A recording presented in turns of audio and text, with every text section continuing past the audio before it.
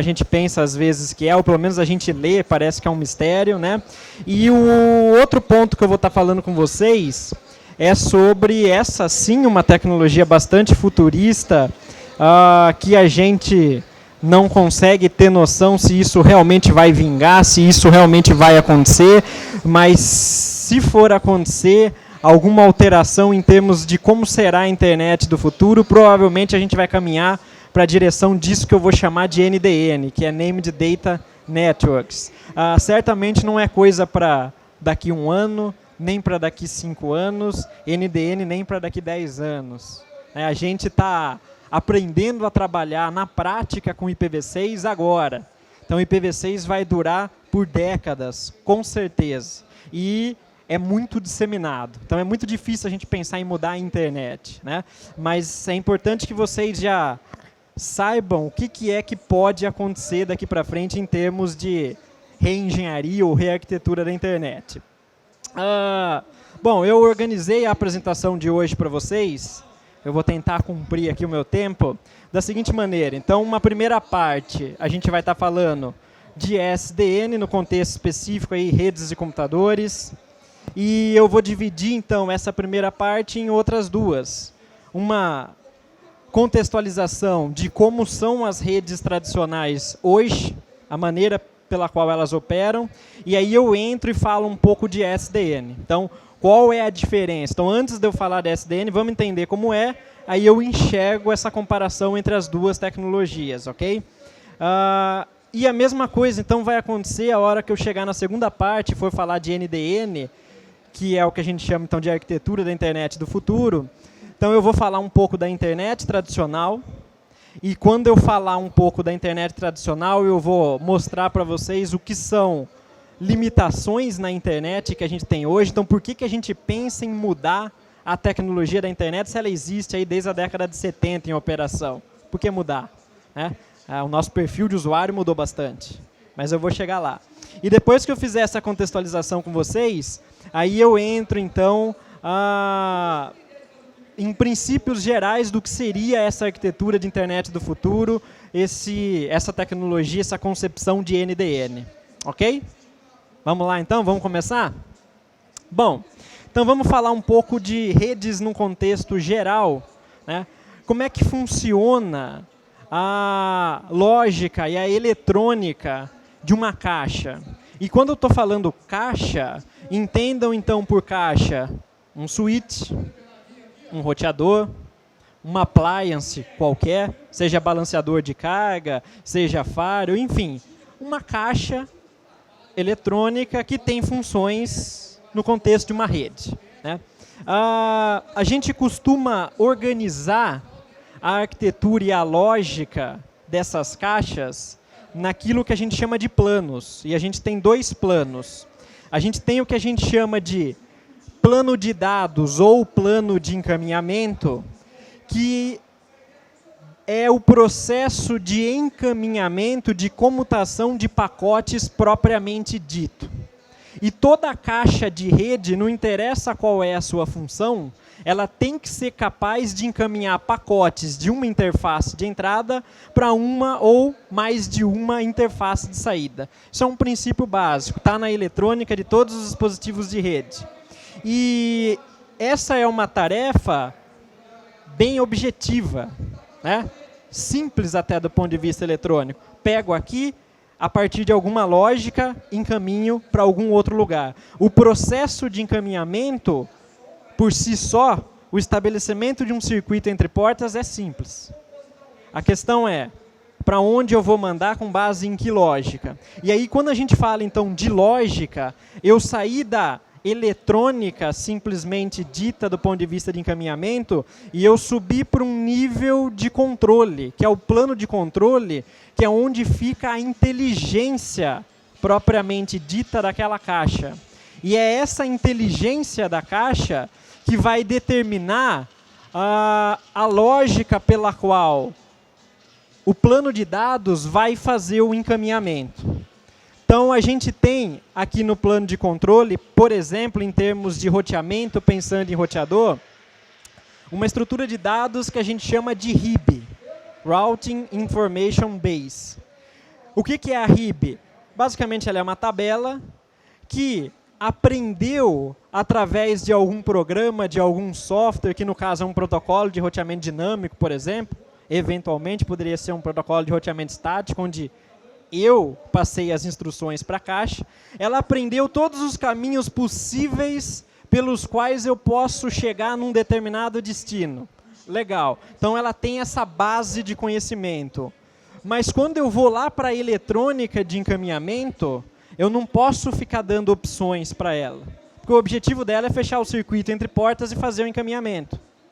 Então, eu tenho que, a partir dessa inteligência do plano de controle, em hardwares especializados em encaminhamento, por exemplo, circuitos ASICs, em switches de melhor desempenho, pegar essa RIB, essa estrutura de dados complexa, processar isso através da minha inteligência no plano de controle e, a partir disso, gerar uma estrutura muito enxuta que possa fazer parte do meu hardware para fazer esse encaminhamento bastante objetivo. Ó, chegou por essa porta, manda para lá. E essa estrutura de dados é o que a gente chama no plano de dados de FIB, Forwarding Information Base. Então, isso já foi processado por uma inteligência prévia que fica no plano de controle. E tudo isso que eu falei para vocês até agora, inteligência do plano de controle, interfaces lá no meu plano de encaminhamento, no meu plano de dados, existem em todas as caixas. Bom, todas não, mas no geral a gente pode pensar que em todas as caixas em termos de equipamentos em ambiente corporativo, né? Então todas as caixas têm simultaneamente esse plano de controle e esse plano de encaminhamento. Em relação ao plano de dados, ao plano de encaminhamento, então basicamente se a gente pensar no que é uma rede, né, ela é isso daí. Eu tenho caixas distribuídas no meu ambiente. Olha a palavra, caixas distribuídas. Elas estão distribuídas. E não tem como eu ter uma rede e não ter caixas distribuídas. Porque o objetivo da rede é conectar pontos, terminais. Sejam esses terminais físicos ou mesmo virtuais. Mas eu tenho que distribuir isso no meu ambiente, senão eu não estou conectando. Concordam comigo? Legal. E do ponto de vista de plano de dados, então, a lógica simplista dessas caixas é fazer o encaminhamento desses pacotes, filtro eventualmente, a bufferização, se eu tenho mais pacotes para sair por uma porta do que eu tenho vazão para enviar esses pacotes, então eu armazeno isso numa fila, se eu tiver capacidade para isso do ponto de vista de eletrônica, marcação desses pacotes para fins de QoS, limite de taxa de transmissão, medição desses pacotes, enfim. São algumas dessas funções que a gente tem. Mas se a gente olhar, então, para plano de controle agora, olha como é a nossa topologia hoje. Mesma coisa. Não mudou. Mesma coisa. A única coisa que mudou é que no desenho aqui que eu estou projetando para vocês, apareceram ali uns quadros vermelhos que representam a lógica dessas caixas. E o que a gente quer dizer, então, quando a gente mostra que a estrutura da rede basicamente é a mesma? Que ambos os planos de controle e de dados de encaminhamento estão em todas as caixas distribuídas pelo meu ambiente. E embora distribuir seja um recurso extremamente importante quando a gente pensa em redes de computadores, porque distribuindo eu tenho alcançabilidade maior, eu tenho redundância. Então, distribuição faz parte de rede. Não dá para eu ter uma rede num único ponto central, né? Mas isso traz alguns problemas para a gente. Por exemplo, em termos de roteamento, protocolos de roteamento dinâmico, eles determinam um melhor caminho para um dado destino, quando ele conhece múltiplos caminhos, a partir de uma lógica de processamento da topologia que ele conhece. Legal. Só que a referência topológica desse dispositivo é diferente da desse. É diferente da desse. E diferente de todas as demais caixas distribuídas na rede. Então, a gente conseguir fazer com que dispositivos distribuídos no meu ambiente tenham uma visão coerente da rede, é impossível? Não, não é. mas é oneroso em termos de processamento. E, muitas vezes, não só é oneroso, mas eu tenho alguns pontos negativos que, por mais tecnologia que eu tenha, eu sempre vou cair nisso. Por exemplo, o tal do tempo de convergência de roteamento numa rede para ela se estabilizar. Bom, eu configurei entre essas caixas um protocolo de roteamento dinâmico qualquer, e a partir desse ponto, eu estou executando em cada caixa, em cada plano de controle, instâncias de um processo, de um algoritmo distribuído, que é o protocolo de roteamento, que é um programa, que vão se conversar entre si, que vão aprender seus vizinhos, que vão aprender topologias a princípio diferentes e que, trocando essas informações, vão tentar chegar numa topologia comum para todo mundo. Isso toma um tempo. Mas depois que a minha rede estabilizou, legal, está tudo tranquilo. Mas eu não posso achar que a minha rede estabilizou, acabaram os problemas. Porque rede, principalmente à medida que ela cresce, e esse vai ser o ponto-chave de SDN que eu vou chegar daqui a pouco. O ambiente tem que ser grande para justificar eu ter os benefícios da tecnologia que eu vou apresentar daqui a pouco. À medida, então, que essa rede vai crescendo, é muito mais provável que eu vá ter alterações topológicas nessa rede. Por qualquer motivo que seja. Por algum motivo eu removi essa caixa. Ou eu precisei inserir mais duas. E aí todo mundo tem que se conversar de novo, porque mudou a topologia para todas as caixas da minha rede.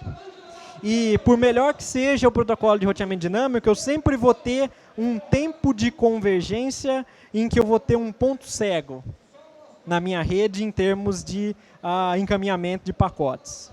Vocês percebem? Então, eu usar a tecnologia, a arquitetura distribuída é extremamente importante, mas traz desvantagens. Aliás, eu costumo dizer para os meus alunos que em computação não existe solução mágica que só tenha vantagens, nem desvantagens. Tudo é um exercício de balanço. Eu tenho vantagens e desvantagens. Então, não existe uma solução mágica que eu vou aplicar em todos os ambientes e morreu. Então, tem situações em que pode ser mais interessante eu ter algo nessa linha da direita, outras nessa linha da esquerda. É com isso que a gente tem que trabalhar em mente. Ok? Bom, então cabe ao plano de controle, que é o sistema operacional dessas caixas, que é a inteligência dessas caixas, detectar mudanças de topologia, processar e calcular rotas, instalar regras de encaminhamento. E eu estou focando aqui em roteamento, layer 3, camada 3, mas isso vale para STP, camada 2. Né? Não precisa ficar preso a roteamento. Aliás, para SDN, a função da caixa, em termos de eletrônica, ela vai ser o menos importante. A gente vai ver que a caixa vai ser leve, burra, encaminhadora. Daqui a pouco eu chego lá. Bom, em termos de arquitetura de dispositivo eletrônico, os planos que existem são esses, o plano de dados e o plano de controle. Mas ainda existe um terceiro plano, que envolve o fator humano. Somos nós. Que é o processo de acesso ao plano de controle dessas caixas para fins de configuração, para fins de gerenciamento. Né? E aí, para isso, eu preciso da intervenção humana. E num ambiente grande, eu acessar individualmente todas as caixas para fazer configurações de gerenciamento é bem improdutivo. Né? É por isso que a gente tem várias ferramentas que tentam centralizar parte dessas tarefas para a gente. Tá? Bom, então isso é basicamente o que a gente tem quando a gente pensa em como se comportam as redes hoje do ponto de vista de dispositivos eletrônicos. Qual que é a proposta do SDN? A proposta do SDN é a seguinte, olha lá. Deixa eu vir para cá para não ficar na frente. Olha como era a rede. Estão vendo aí? Olha como ela vai ficar. Bom, eu continuo tendo caixas distribuídas no meu ambiente? Sim. Não tem como ter rede sem ter caixa distribuída. Eu preciso conectar terminais. Terminais não estão só nesse palco, eles estão na arena toda, né? Então eu preciso me aproximar dos meus terminais, porque senão o custo de cabeamento vai ficar totalmente inviável para o meu projeto, né, se eu tiver só um único ponto central. Mas mudou alguma coisa aí na topologia, né? Os retângulos vermelhos que representavam o plano de controle, eles não existem mais individualmente para cada caixa. E surgiu um retângulo acima disso, em algum local físico da minha rede, qualquer que seja esse local, que faz acesso a essas caixas através de algum mecanismo, e daqui a pouco eu vou falar que são interfaces programáveis, né, APIs, e que conversa com elas de maneira centralizada do ponto de vista de sistema operacional de rede. Isso não quer dizer que as caixas vão ser ausentes de sistema. Isso quer dizer que as caixas vão ter o mínimo de software possível só para reconhecer determinadas funções que uma outra entidade centralizada vai utilizar para encaminhar instruções para essa caixa. E aí, quando a gente fala isso, as pessoas perguntam assim, mas Samuel, legal, eu estou enxergando aí uma diferença topológica, né? Qual seria uma primeira vantagem de eu fazer isso que está criando todo esse boom aí em torno do termo SDN de Software Defined Networks? Bom, tem duas grandes vantagens quando a gente pensa em SDN. A primeira dessas vantagens é que existe uma expectativa muito grande de que essas caixas, como elas vão ser caixas minimalistas, ou seja, caixas que vão focar em fazer muito bem o que elas têm que fazer muito bem, que é encaminhar, e que elas não vão ter que ficar se preocupando com inteligência, e quando eu falo encaminhar, é no plano de dados, em termos de eletrônica. Elas vão se tornar muito mais baratas. Porque muitas vezes a grande sacada que a gente tem hoje no mercado não é só, isso é muito importante, mas não é só a qualidade do hardware. São as features que esse hardware me oferece. Então, muitas vezes eu tenho uma caixa que ela tem hardware para suportar X de features, mas a licença que eu tenho para o sistema operacional dela me dá 1/3 de X. E se eu pagar por uma licença melhor, sem mudar nada na minha caixa, eu simplesmente tenho mais recursos. Vocês percebem? Então, se essa minha caixa for independente do sistema operacional e conseguir falar o mínimo de linguagem para entender algumas ordens de alguma outra entidade centralizada, a expectativa é que o preço das caixas caia significativamente. Mas Samuel, eu vou ter uma entidade aí, né, que vai ser um software, eventualmente pode ser até uma outra caixa em forma de appliance, que vai custar caro, né? Sim, naturalmente. Então, a primeira vantagem é o custo em termos de caixa burra. E aí, olha aquilo que eu falei lá no começo para vocês, né, de que SDN não é mágica e não serve para toda empresa. Se a sua empresa é pequena, e entre switches e roteadores ela tem 10 caixas, muitas vezes para você, e provavelmente para você vai ser muito mais barato pagar mais caro das caixas distribuídas do que pagar um pouco mais barato delas, mas pagar uma nota desse camarada. Né? Embora exista um esforço enorme da academia no sentido de a gente ter controladoras abertas. Aí a coisa vai para um patamar totalmente diferenciado em termos de custo. Mas vamos ser menos otimista e vamos tentar ser um pouco mais realista do ponto de vista comercial, até porque a SDN já é uma quebra de paradigma. Então vamos de leve. Né? A outra grande vantagem que muitas vezes as empresas elas não estão preocupadas só com o custo. O custo é um fator importante, mas muitas vezes as empresas realmente estão preocupadas com o desempenho da rede dela. Né? E se eu consigo ter uma entidade centralizada que enxerga toda a minha rede de maneira única, integrada, eu vou conseguir ter respostas, tempos de convergência, acordos entre esses dispositivos distribuídos muito mais rápidos. Vocês percebem? Porque esse cara é centralizado e ele conhece a minha rede. Eu não tenho que ficar conversando com os colegas do lado para descobrir quem está aqui. Eu não vou ficar perguntando qual que é seu nome, pergunta para o próximo aí para mim. Não, vem a relação aqui centralizada na minha mão. Ó. Opa, é isso que eu tenho aqui. Percebem a diferença? Então, se a minha rede é grande, os meus ativos de infraestrutura são muitos, é interessante eu pensar em algo nesse sentido. Enquanto que, se minha rede é pequena, não faz muito sentido. Talvez não faça muito sentido. Percebe essa diferença? E agora, então, indo para uma topologia um pouco mais realista em termos de infraestrutura, sem essa figura do retângulo vermelho, essa entidade controladora pode ser uma peça de software instalado em algum servidor commodity da minha empresa, pode ser uma caixa desenvolvida especificamente para fins de ser essa controladora da minha rede, uma appliance, que você simplesmente liga na sua infraestrutura de rede. Então, eu passo a ter toda a minha rede enquanto ativos como plano de dados ou plano de encaminhamento, e o plano de controle ficou só ali onde está essa minha controladora, e esse cara conhece toda a minha rede. Vocês percebem? E aí, às vezes, eu vejo as pessoas começando a ler sobre SDN e falam assim: você não vai pegar nunca. É muita quebra de paradigma para uma vez só. Se vocês acham que isso é quebra de paradigma, vocês vão ver o que eu vou falar daqui a pouco.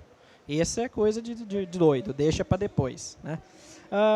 E os princípios arquiteturais de SDN já existem comercialmente há alguns anos, em soluções comerciais consolidadas no mercado. Só não receberam esse nome. SDN é um nome bonito, como foi Grid Computing na década de 90. E nome é um nome até que eu faça isso se transformar numa tecnologia. Né? Onde você quer chegar, Samuel? Dá um exemplo, então, prático de solução, onde provavelmente alguns de vocês têm nas empresas de vocês, que segue o princípio de SDN, mas daqui a pouco eu vou mostrar uma diferença. Sabe rede sem fio? Tá. Se a sua empresa é grande, você não vai ter um único AP, né? Uma única BSS, Basic Service Set. Você vai ter muitos APs. E a quantidade de APs que você vai ter vai ser determinada em função do tamanho da área de cobertura que você quer oferecer o sinal. Sim? Legal. E quem trabalha em empresa grande, que tem muitos APs, provavelmente usa uma solução proprietária de rede sem fio, seja a arquitetura unificada da Cisco, seja a solução da Ruckus, seja a solução da Aerohive ou qualquer outro vendor, em que existe a figura de um controlador? Sim ou não? E quando você usa essa controladora, você pega o seu AP tradicional, que é o que a gente chama na área de AP autônomo. O que é um AP autônomo? Aquele onde eu faço todas as configurações nele. Eu vou lá e configuro o canal nele, eu vou lá e configuro a potência da transmissão do meu sinal, e eu faço isso individualmente em todos eles. Bom, se a minha rede é pequena e eu tenho 3 APs, não tem problema eu refazer essa configuração. Agora, se a minha rede é grande e eu tenho 100 APs, mesmo fazer 3 configuraçãozinha básica, isso vai dar trabalho. Então, você usa uma solução Enterprise, que a gente chama, né? Em que existe a figura de uma controladora, seja essa controladora um software que você instala num servidor, ou uma caixa, que é o que a Cisco, por exemplo, chama de WLC, Wireless LAN Controller.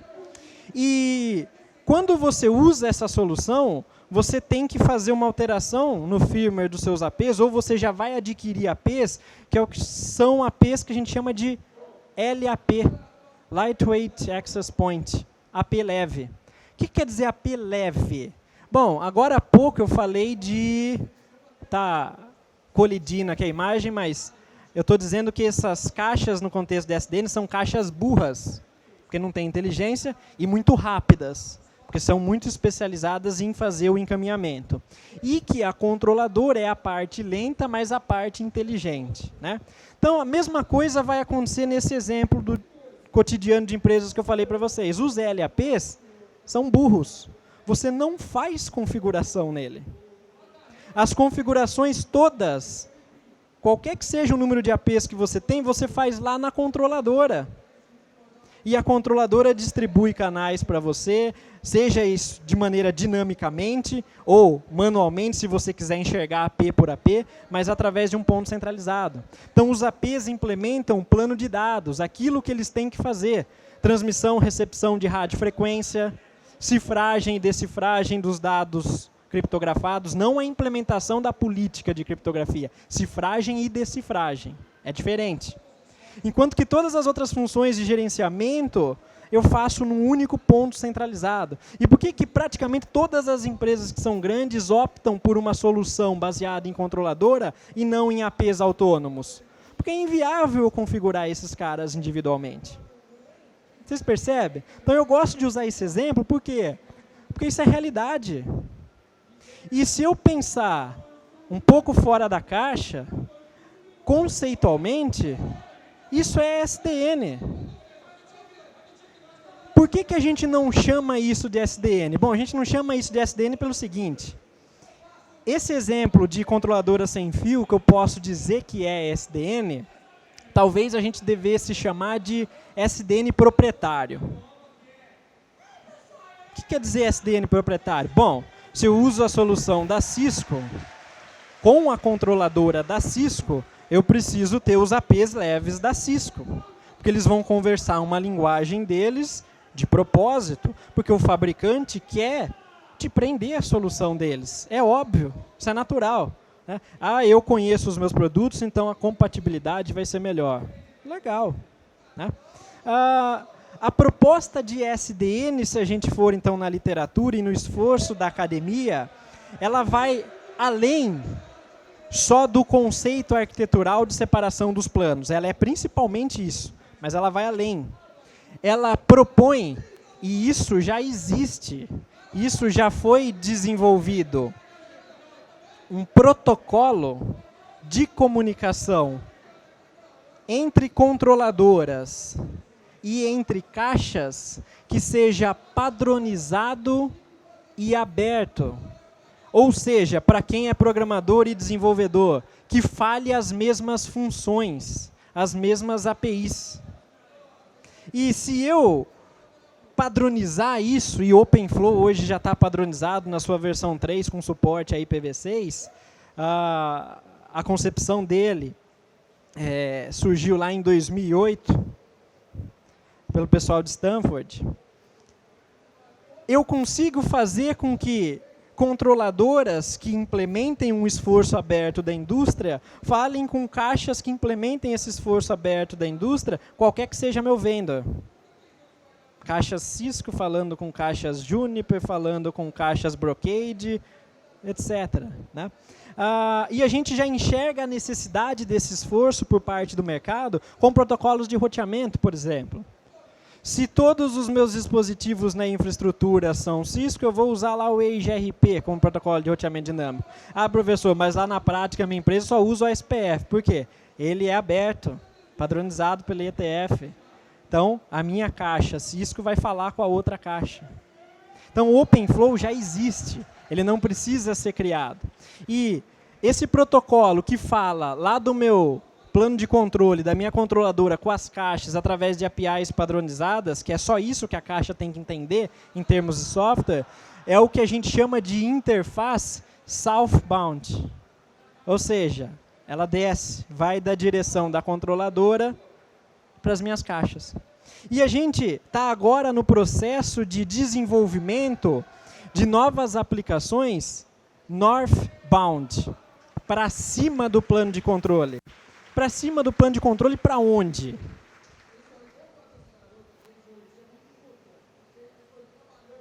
Fator humano. Então, ao invés de eu ficar usando esforços de softwares para gerência integrada dos meus dispositivos, por exemplo, através dessa NMP, que é padronizado, eu vou colocar uma inteligência aqui que fale com os meus sistemas lá em cima. E estão surgindo dezenas de soluções de aplicações para fazer os mais diversos tipos de serviço. E uma outra característica interessante do SDN é que a minha caixa falando OpenFlow, vocês estão vendo aí que no desenho da minha topologia, se eu fosse ser rigoroso em termos de diagramação, só tem switch layer 2 aí, né? Não, para SDN não tem switch, roteador, balanceador de carga, não. Tudo chama switch. Eu não falei que o dispositivo implementa na eletrônica só o encaminhamento de dados entre as portas? Isso é um switch. Você percebe? Agora, o que eu vou fazer com essa caixa do ponto de vista de inteligência de controle, eu programo aqui em cima.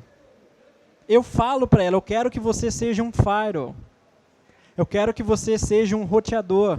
Eu quero que você seja um switch. Ah, você vai ser um switch? Eu vou implementar, então, uma lógica de tabela MAC aqui para você.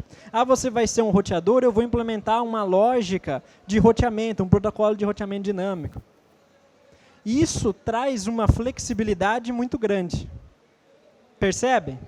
Deu para pegar a ideia do que é SDN? Então, agora vamos entrar para a segunda parte da apresentação. Eu vou correr um pouco, porque já me sinalizaram que eu tenho 10 minutos, e isso que eu vou falar agora para vocês vai ser um pouco mais difícil de convencer, porque eu não tenho exemplo prático, porque simplesmente não existe.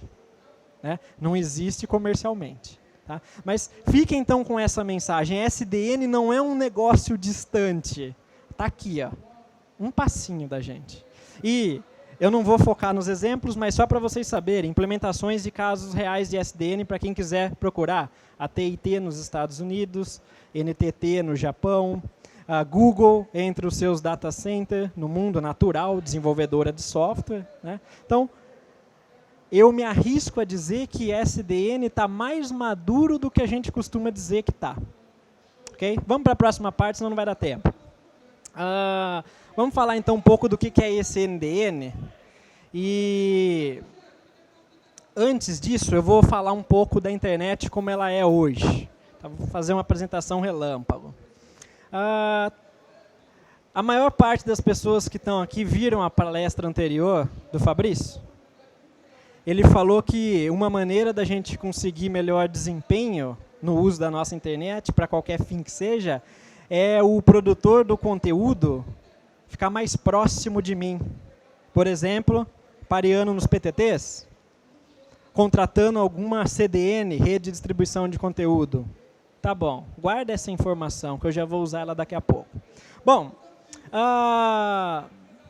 quando a internet foi concebida lá na década de 60, operacionalizada na década de 70, ninguém sabia que ela ia ser o que ela é hoje. Foi um esforço dos militares, da academia, para eu conectar alguns sites, conectar locais. E a melhor forma de eu identificar um local é através de um endereço. Ó, vão lá na minha casa, eu passo o meu endereço para vocês. Eu não passo meu nome. Você sabe que você quer ir na minha casa, você sabe meu nome. Mas como é que eu chego na casa, Samuel? Eu preciso de passar um endereço. E como eu queria conectar lugares, sites, a gente criou um endereço para isso, que foi o IP. Eu não vou ficar entrando em detalhe de IP, mas pelo menos boa parte de vocês que estão aqui sabe que a gente tem lá o prefixo de rede, o sufixo de host, aquela coisa toda. Bom, e quando estava surgindo a internet, a única referência de rede global que a gente tinha, que era o propósito da internet, se ela desse certo, era a rede de telefone. Então, ela seguiu esse mesmo modelo. Por quê? Era o único modelo que a gente tinha. Então, vamos seguir o que a gente sabe que deu certo. Muito bem.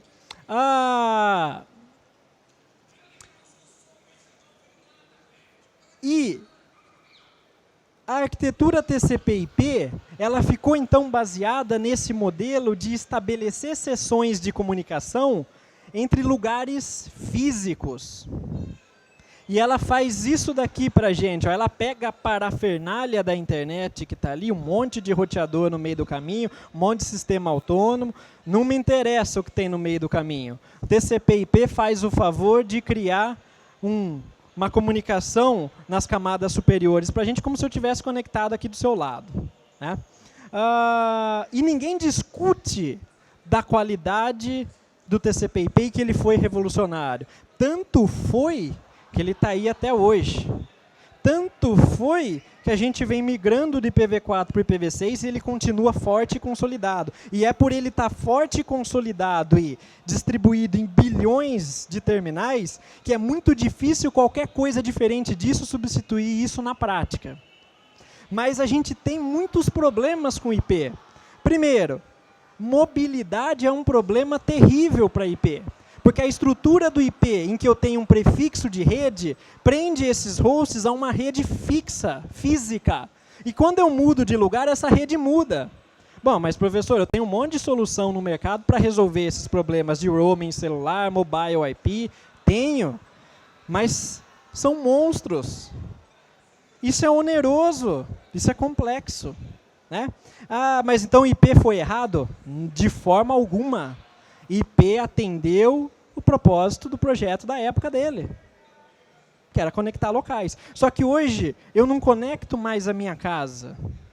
A gente passou da primeira geração da internet das máquinas e chegou na segunda, que é a internet das pessoas, em que a gente está nas redes sociais, qualquer que seja o nosso dispositivo. O que vale é o seu perfil de usuário, não o seu terminal. E a gente está passando da segunda geração, a gente mal experimentou ela e já está passando dela para a terceira, que é a internet das coisas. Em que a internet vai para as coisas e o computador está começando a perder o propósito dele. Aliás, eu não sei como é que eu vou explicar para o meu filho o que é um computador, o que é uma TV, o que é um... Tudo faz tudo. São as coisas. Percebe? Então a internet mudou o seu perfil, a gente quer consumir conteúdo. Esse é o objetivo. Conteúdo. Eu não quero me conectar na máquina de alguém para buscar esse conteúdo. Eu quero o conteúdo, ponto. Se está no servidor do YouTube, na China, no Brasil, não interessa. Eu quero o conteúdo. Me entrega o conteúdo. Então, esse é o perfil da internet que a gente tem hoje, que é o serviço predominante na rede internet, que é a web. Bom,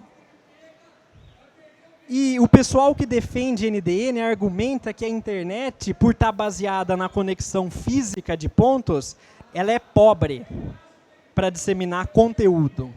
Não foi esse o propósito inicial. Vamos falar um pouco de NDN, então. Eu vou tentar ser o mais breve possível para deixar a ideia do que é isso. Primeiro, antes que o pessoal jogue pedra em mim quando eu falo de NDN, eu gosto de começar dizendo quem foi o idealizador disso, para a gente pensar duas vezes se eu devo realmente jogar pedra em alguém que fala disso. Van Jacobson. Não ajudou, professor. Eu estou com a pedra na mão. Tá bom. Van Jacobson foi um dos desenvolvedores que participou do desenvolvimento do TCP/IP. Com Windsurf, com Bob Kahn. Foi ele que, na década de 80, identificou e resolveu um problema de controle de fluxo no TCP. A internet existe por causa dele. E ele que hoje chama a atenção da comunidade para dizer, ó, a internet mudou o seu perfil de uso, a gente precisa mudar a arquitetura dela também para algo diferente, né? E uma prova de que a internet mudou o seu perfil é que ninguém aqui, quando vai usar a internet, acessa IP, né? Você vai ficar decorando IP, você não é maluco? Quando você fala IP na sua casa, sua mãe já acha que você está maluco? Não é isso? Mas professor, mas isso não é problema. DNS resolveu todos esses problemas? Sim, resolveu. Mas é uma camada adicional. É uma lógica a mais. Lógica onera, aumenta a latência. Então a proposta do NDN é mudar o foco da arquitetura do TCP, que é onde e onde remete a local, porque eu me conecto a um destino.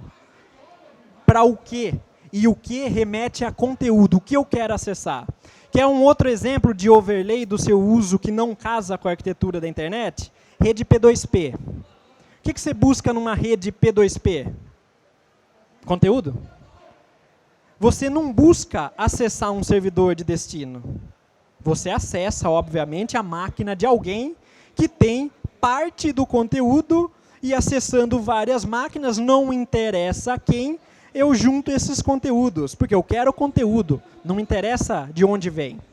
Então, eu criar um software, uma rede de P2P, é o que a gente chama de overlay na rede IP, com mais uma camada de inteligência que aumenta a latência do processo. Se todos esses conceitos, o nome ao invés do número e o foco no conteúdo ao invés do endereço já tivessem no cerne do desenvolvimento de uma nova arquitetura de rede, o desempenho dessa rede seria muito melhor. É aí que entra a NDN. Então, no NDN eu acesso o vídeo.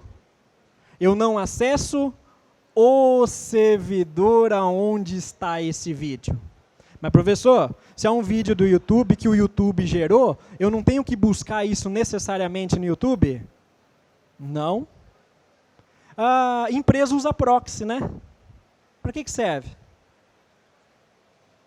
Um armazenamento local da informação, o colega falou. Perfeito. Para quê?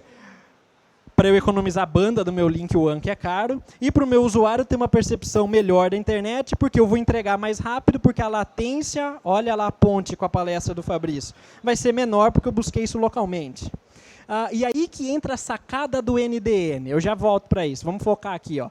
O modelo de distribuição de conteúdo. Tráfego na internet dobra a cada ano. Tráfego de vídeo na internet já ultrapassa 50% do tráfego total de dados. O modelo da internet de hoje funciona da seguinte maneira. Se o colega que chegar para mim e falar, ô Samuel, tem um vídeo bom lá, vai no YouTube e busca pela palavra-chave X.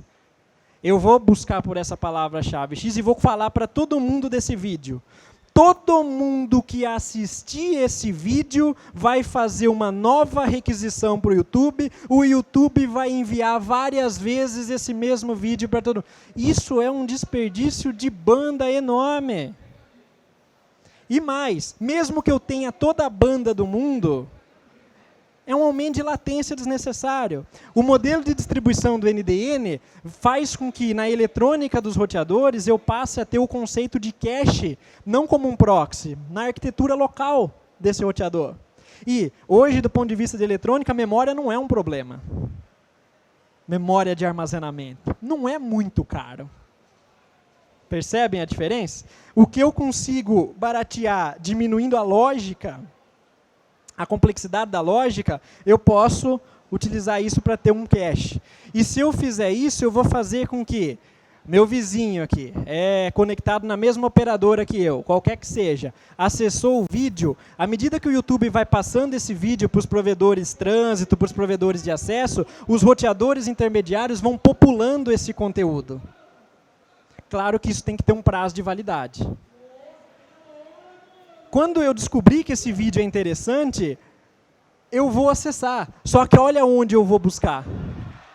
Porque ele é um conteúdo popular. E quando a gente pensa numa rede baseada em conteúdo, a lógica da dinâmica dessa rede é o conteúdo popular, não o conteúdo que não é popular. Mas, professor, e o conteúdo que não é popular? Não tem problema. Eu vou continuar tendo que passar por todos os pontos da rede até chegar na origem. O que não vai ser um desempenho pior do que a internet atual.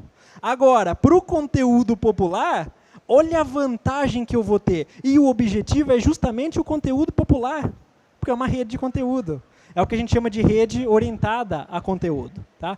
Um exemplo dessa população, eu vou passar rápido só para vocês observarem, então, que eu já devo ter estourado meu tempo. New York Times. Nesse modelo de rede, eu não tenho mais o fim a fim e o ponto a ponto.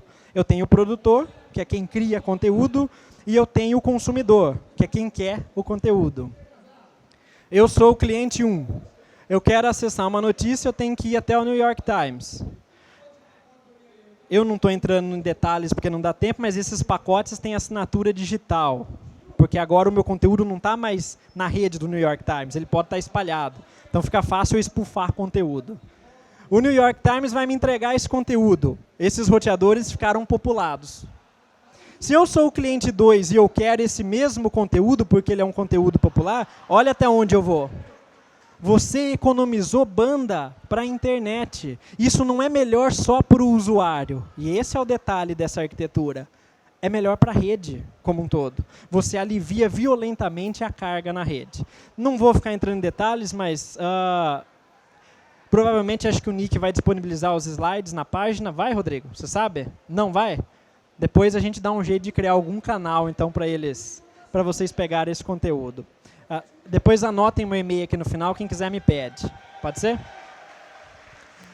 Eu vou ter, então, o armazenamento do conteúdo, basicamente é o meu cache, função proxy. Eu vou ter uma tabela que eu vou chamar de pedido, uma tabela de interesses pendentes. Cada vez que eu peço um conteúdo, eu gero um pacote de interesses.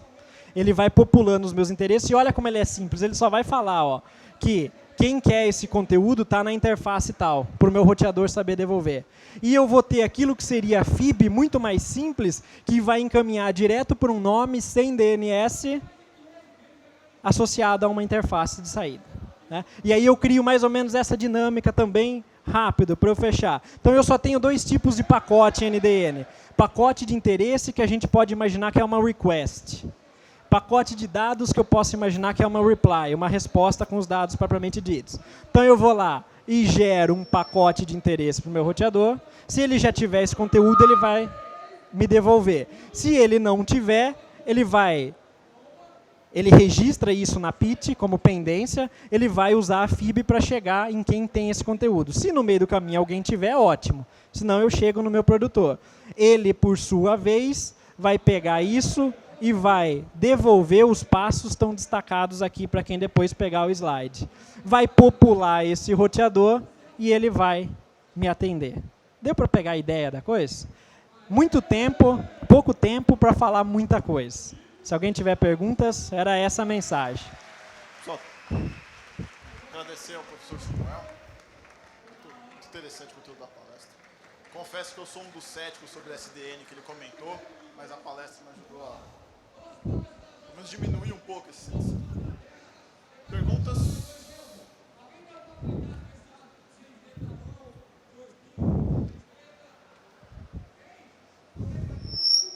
Eu sei que o exemplo foi muito simples para ficar fácil de entender, mas a questão é, estou pensando aqui em streaming, em atualização desse conteúdo permanente, porque aqui fica fácil de entender com conteúdo estático, ou seja, notícia, todo mundo acessa lá. Mas e com a dinâmica que o conteúdo é atualizado segundo a segundo, como é que funciona aí? Ok.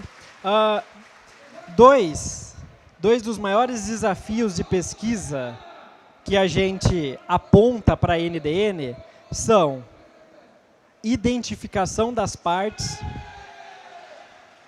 Exemplo lá do New York Times. Como é que eu vou garantir que é do New York Times se eu peguei da sua casa, que é o meu vizinho? Esse é um dos problemas. Aí entra a questão de chaves criptográficas, mas como eu estou focando em desempenho, eu preciso trabalhar de maneira leve. A outra questão é justamente essa que você falou, a validade dos dados. Por quê? Eu não posso popular os meus roteadores e fazer com que esse conteúdo tenha validade eterna. Esse conteúdo vai expirar. Então, a gente tem que ter mecanismos nos cabeçalhos dos pacotes de dados para que o produtor possa dizer qual é a validade dessa informação, por exemplo. E isso não vai ser muito diferente na prática de políticas que a gente implementa nas empresas na hora de configurar nosso proxy. Vai ser perfeito? Não. Na empresa não é. Vai melhorar o desempenho? Vai. Às vezes eu vou ter problema. Às vezes eu vou querer atualizar uma página, eu vou lá apertar F5, está vindo o conteúdo antigo. Você percebe? Então, problemas e dificuldades eu vou ter. Agora, se eu pensar nesses benefícios aqui, aquilo que eu falei do exercício de balança. Então, reparem que eu não estou focando só no meu usuário final. Eu estou pensando na internet toda. Então, se eu pesar isso na balança, compensa eu, pelo menos, investir um pouco do meu tempo, a indústria privada investir um pouco do seu dinheiro em criar mecanismos mais inteligentes para validar prazo de dados. Principalmente no cenário atual que a gente fala só de Big Data. Dados representam o centro de tudo. Então, eu tenho que pensar em focar neles. Percebe? Mas esse é um dos pontos de dificuldade. Isso é assinatura digital. Ok? Tem dois. As redes de computação de pacote, a gente sabe que a complexidade está mais para a borda, certo? Nesse caso aí, será que eu não estou criando até um paradoxo? Porque por exemplo, eu vou evitar que passe muitos dados pelo núcleo. No entanto, eu estou agregando mais complexidade para os roteadores, correto? Eu defendo que não. Por que que eu defendo que não? Vamos lá, ó. Eu queria depois só O colega disse o seguinte, eu estou agregando mais complexidade para os roteadores. Por que que ele está pensando que eu estou agregando mais complexidade para os roteadores? Porque eu estou fazendo um cache, por exemplo? Sim. Porque eu trabalho com nome? Não. Com nome, não. Porque trabalhar com número e com nome é indiferente. Eu mudei a perspectiva de trabalho. Então, por que que o DNS se torna um problema para o IP? Na verdade, ele é a solução. Porque ele é um a mais. É eu resolver o que já estaria resolvido quando eu informo um IP. Aqui não, eu não vou resolver nada, eu já vou trabalhar direto com o nome. Então, em termos de onerar o roteador, isso daqui, sim. Muito, não. Porque do ponto de vista de eletrônica, onde vai estar o meu ganho? Na FIB. E aqui eu estou falando de FIB, fazendo a ponte lá com o SDN, mas imagine que para eu ter uma FIB, primeiro eu preciso ter uma RIB.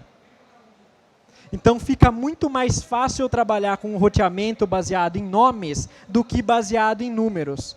Uma informação, não vai dar tempo de eu ficar explicando, mas para quem quiser já ver um exemplo de implementação real de protocolo de roteamento baseado em nomes do NDN. Chama, olha o nome, OSPF-N. OSPF-N é um protocolo de roteamento para nomes, ao invés de IPs, baseado nos princípios do OSPF. Vocês percebem? Então, de fato, eu crio um roteador, eu não diria que mais oneroso, talvez mais complexo em termos de ter mais estruturas mais simples em termos de estruturas de dados. Percebe? Então, quem defende NDN fala que ainda assim eu tenho vantagens. Só uma última consideração. Fica à vontade. Aí vamos imaginar um determinado conteúdo, beleza, esse conteúdo seria como se fosse um viral e começa a ser distribuído, então a ideia é trazer ele mais próximo do usuário em alguns pontos. A questão é, como que um conteúdo, suponhamos que fosse da Google, está perto do usuário em um determinado data center de uma empresa, alguma coisa, por que que essa empresa deixaria eu colocar um conteúdo do Google? Só para não ficar utilizando muito a rede dela para ir buscar? Obrigado. Vamos lá, mais uma vez, eu vou pegar a ponte, então, boa pergunta, é importante que o pessoal faça essas indagações. Vou pegar uma ponte de novo na palestra do Fabrício. Então, se eu sou uma empresa que vivo de conteúdo, eu não só vou querer que o meu conteúdo esteja mais próximo do meu usuário, como eu vou pagar para que empresas façam isso por mim, as redes de CDN que distribuem conteúdo. Aliás, rede de CDN é mais um desses overlays que foi criado para ultrapassar uma das limitações de IP. Eu já falei de 3 aqui, acho que nem eu vou lembrar. Falei dos nomes do DNS, não é isso? Eu falei da distribuição do conteúdo, e qual que era a outra mesmo? O P2P, né? Eu focar no conteúdo e não no destino final. Prestou atenção, tá vendo? Respondida? Então, você percebe? Eu tenho dúvida, Samuel. Eu também tenho. Todo mundo tem. E outra coisa, olha o que eu falei lá no começo da palestra. Isso daqui não vai existir amanhã. Até porque IPv6 vai durar décadas. Às vezes o pessoal me pergunta assim, professor, beleza, veio agora IPv6, né? Acabou IPv4, mas logo, logo vai acabar esse negócio de IPv6. Eu nem vou entrar no mérito da discussão, que não vai, né, Moreiras? Mas aí as pessoas perguntam assim, e o que vai ser o IPv7? Né? Bom, na verdade, se a gente for seguir os números, já existem outros em outros projetos. Mas vamos pensar de maneira simples. Não vai existir o IPv7. Por quê? E olha agora o termo que eu vou usar. Se o IPv6 for substituído, certamente não será porque faltou IP. Isso é ponto final. Será porque a gente está enxergando que o perfil de uso da internet mudou para ficar num modelo antigo de endereços, se os usuários são móveis e querem acessar conteúdo e não máquina. Claro que eu tenho minhas exceções. Eu vou ter dificuldades com o NDN. Por exemplo, eu vou estabelecer uma VPN. VPN é uma aplicação perfeita para IP, porque é entre 2 pontos. Isso para NDN vai ser mais difícil do que para IP. Mas qual é a proposta do NDN? Melhorar o desempenho da internet. E para eu conseguir um benefício maior para toda a internet, em alguns pontos, alguém sai perdendo. Então, talvez configurar uma VPN fique mais difícil. Talvez. Isso se a gente não criar mecanismos ainda mais fáceis. Você percebe? Então, aonde a gente está indo? E aí, mais uma vez, a gente chega naquilo que eu falei, exercício de balança. Eu não estou falando que NDN é perfeito. Aliás, eu nem tenho essa conclusão ainda. Eu enxergo muito potencial nesse negócio. Eu sou obrigado a reconhecer que é inteligente essa proposta. Agora, se você me perguntar, Samuel, seja realista, esquece isso antes de 10 anos. O Jacobson acredita, e eu já não. Só que ele é o cara que teve essa ideia. Então, vindo dele, a gente pode acreditar em bastante coisa. Legal? Mais uma lá? Queria, primeiro, parabéns pela palestra. Achei muito boa mesmo. Só que eu não entendi uma parte que, pelo que eu entendi, os arquivos que vão sair do roteador ou do servidor vão ficar armazenados nos próprios roteadores da rede. Isso? Sim. Então, eu terei que mudar, porque os roteadores da internet de hoje, ele não tem um cache, na minha opinião, não tem um cache suficiente para isso. Não tem. Hoje não tem. Então, por isso, dele ser tão futurista, porque eu ia ter que mudar basicamente toda a arquitetura interna da rede. Sim. Então, é só por esse fato que ele é tão futurista. É exatamente. É como ele fosse uma rede P2P com os roteadores. Exatamente por isso que ele é futurista. O que torna qualquer nova ideia de internet... Existe um programa, é que o tempo é curto para eu falar de tudo, mas esse projeto não é o único de arquiteturas da internet do futuro. Ele foi um candidato entre várias propostas que a NSF, a National Science Foundation, recebeu, e é um dos mais bem cotados. Qualquer nova arquitetura de internet é sempre muito futurista e, do ponto de vista prático, muito impraticável. Por quê? Porque IP é simplesmente a coisa mais disseminada que já existiu na história da computação. E se eu vou criar uma nova arquitetura com uma nova suíte de protocolos, obviamente que eu vou ter que atualizar o software não só dos roteadores, de todos os terminais que quiserem acessar a internet. Tudo vai ter que mudar. É por isso que isso é meio impraticável. E aí essas abordagens de internet futurista, que é o que a gente chama de FIA, Future Internet Architectures, ela é o que a gente chama de abordagem clean slate. O que isso quer dizer? Eu jogo fora tudo que eu tenho de IP, porque eu entendo que eu ficar preso ao passado não é bom do ponto de vista de inovação. Eu jogo fora, esquece, passo uma borracha. Se eu fosse criar a internet hoje com base no perfil de uso da rede que eu conheço, como ela seria? Então eu já limpei minha cabeça, ela não está mais poluída. Eu não estou preso à rede de telefone da década de 70. Mas, entre a academia, existe duas vertentes muito grandes de cientistas que literalmente brigam muito, que são aqueles que defendem abordagens clean slate, porque falam que qualquer coisa diferente disso não é inovação, e outros que defendem aquilo que a gente chama de uma abordagem evolutiva. O que é uma abordagem evolutiva? Eu mantenho o IP e, em cima de IP, continuo criando, desculpe a palavra que eu vou usar, do ponto de vista de inovação, eu me sinto no direito de usar essa palavra, remendos para o IP. MIP para mobilidade. Lindo do ponto de vista de engenharia. Remendo. DNS. lindo, funciona, é bom. Remendo. Quando eu digo que é remendo, não é para ser depreciativo, mas é um overlay.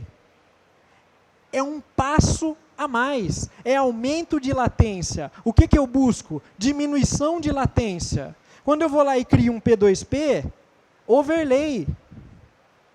Mas eu tenho benefício que justifica esse overlay? Tenho. Eu vou pegar os dados na casa do meu vizinho. Eu diminuí a latência. Só que isso poderia ser ainda menor se tivesse no cerne da minha rede. Por isso que eu falo, dos 2 tópicos que eu abordei hoje, SDN não é um tópico futurista. Futurista. Ainda é inovação, mas não é futurista. Ele existe no mercado. E eu não tenho dúvida que isso daí vai tomar conta no horizonte de alguns anos. Não tomar conta no sentido de jogar fora o que a gente tem, mas vai passar a ser algo normal no nosso dia a dia. Agora, NDN, sim, a gente pode dizer, isso é um negócio futurista. Vai acontecer? Não sei. Se mudar IP. E se mudar IP, pode não ser NDN. Pode ser alguma das outras propostas. Essa é a mais bem vista. Por isso que eu tentei focar na perspectiva de NDN. Pessoal, a gente só tem tempo para mais uma pergunta, tá? Vou passar aqui, ó. Boa tarde, Samuel. Oi, Evandro. Evandro, tudo bem? Eu já te conheço. Queria só ajudar na sua resposta, não nessa, na anterior, da questão do Google. Fica à vontade. Tomar liberdade de professor para ajudar na resposta, mas eu quero ajudar a resposta como empresa. Vamos lá. Ele ficou na dúvida e perguntou para você por que uma empresa gostaria de ter o conteúdo do Google dentro da rede. E dentro da rede da minha empresa eu tenho o que o Google chama de GGC, que você deve conhecer, o Google Global Cache. E por que a gente gostaria de ter esse conteúdo dentro da rede? Hoje eu tenho uma rede de fibra ótica com sobra de capacidade, a minha rede. Só que eu tenho um tubo menor para a internet que eu compro de operadoras para chegar e trazer isso para o meu usuário. Se eu trago o cache para dentro da minha rede, e é realmente o que você fala, é um overlay, é uma solução acima, eu melhoro a experiência do usuário de acessar aquele conteúdo que ele deseja. Por exemplo, exatamente o que ele citou, ele foi perfeito na colocação dele, um viral, ele está ali dentro da minha rede e eu vou melhorar a experiência dele de se conectar, vou conseguir realmente oferecer aquela famosa velocidade que toda operadora promete, mas não cumpre 100 mega, eu consigo, a gente já fez testes de entregar 100 mega, desde que lá não tem uma porta Fast Ethernet dando trabalho, né? No lado do cliente, ou um roteador Wi-Fi, mas tudo bem, né? E eu consigo entregar isso e facilita para o provedor, e o provedor quer sim ter isso para popular esse conteúdo e entregar para o cliente final. Então mas é um overlay. Sim. Eu não sei se eu estou convencido ainda 100% com o NDN, mas você abriu bem minha mente a respeito, mas essa questão de conteúdo é prioritária.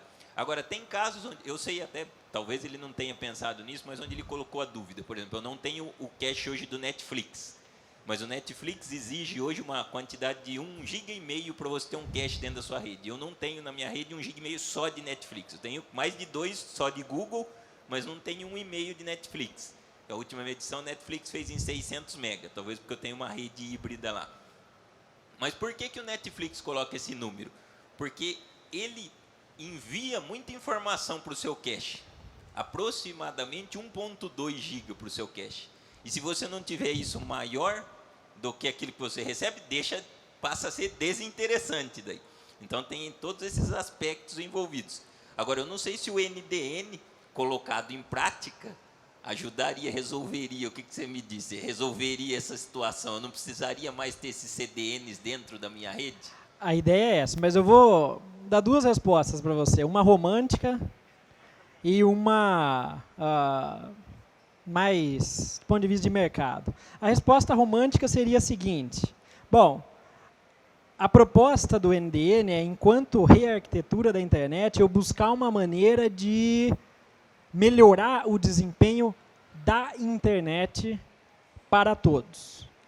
Da internet para todos. Não só de um ou só de outro. E como eu conseguiria isso? Mudando esse modelo de distribuição por conta dos caches. Então, é a resposta romântica. É bonita, né? Eu entendo que, além de bonita, ela é válida. E vou falar por que eu entendo que ela é válida. Antes eu vou entrar na outra resposta e eu volto para a validade da resposta romântica. A outra resposta é a seguinte. Por que a empresa, não a que distribui o conteúdo, mas uma outra empresa qualquer iria querer armazenar conteúdo para ajudar outras partes da internet? Ela não precisa querer. Não faça. Desligue a função de proxy, de cache dos seus roteadores. Então, eu não estou tirando a liberdade das empresas que não querem participar do processo de cache de participarem. Só que eu estou mudando o comportamento default, então. Aí vem a pegadinha, né, do padrão. O padrão é que a rede vai se comportar assim. Porque enquanto usuários ou provedores de acesso, enfim, mantiverem esse padrão, eu estou tendo benefício. Ah, mas Samuel, mas você concorda que muitas empresas vão optar por desligar o cache? Pode ser. Não sei também te dizer por quê. A gente não vive essa realidade para eu te dar essa resposta. Eu não sei. Se todos estivessem realmente preocupados com o ecossistema da internet, seria muito legal. Né? Mas, no contexto da empresa, o ecossistema da internet é o menos importante. O importante é a confidencialidade dela, é o desempenho dela. Né? Mas, mesmo que uma parte pequena da internet faça, que a perspectiva é que seja o contrário, uma parte pequena não faça. Você concorda que eu vou ter algum ganho? E um ganho muito representativo. Então, eu tenho o lado romântico enquanto eu olho para a internet, e o objetivo de rearquitetura da internet é pensar na internet, né? Mas não tenha dúvidas que isso vai trazer uma série de outras dificuldades que a gente já tem bem resolvidas hoje com o IP por um motivo simples. IP existe faz tempo pra caramba. Né? Quais são os problemas de implantação de PV6 que o NIC-BR pega aí todo dia? É novo do ponto de vista de implantação. Então, eu preciso criar essas boas práticas, eu preciso aprender com quem está fazendo. Isso vai se consolidar. Percebe? O pessoal está sinalizando assim, ó, sai daí, senão a gente vai atirar em você. Sai daí, que acabou. Legal? Obrigado, pessoal. Não, salva de palmas, por favor. Obrigado, Samuel. Obrigado.